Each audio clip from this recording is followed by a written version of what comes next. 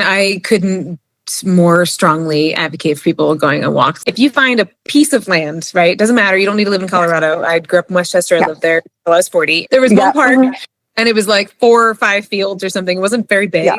And during the hardest times of my life, which lasted a decade or so, you know, I would just go walk the land. And I started it just because literally out of desperation of just needing a space to be where I could just it was just, you know, if you ever drive somewhere in silence because everything's so loud, you already have too much sound happening. So if you're feeling like that and you go into nature, and that's one of the most healing ways to let that channel through and to recalibrate yourself. And I started going there because I was kind of only going to that land when the weather was nice.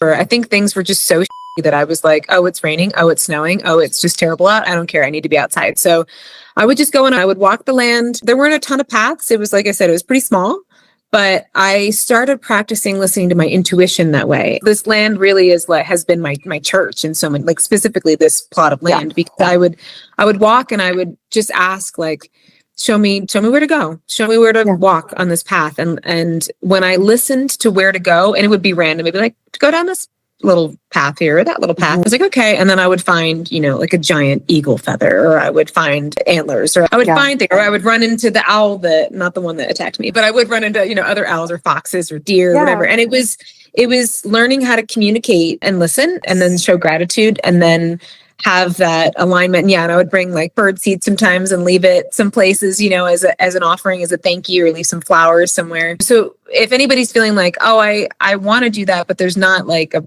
great place for me to do it because I don't live near the most beautiful whatever.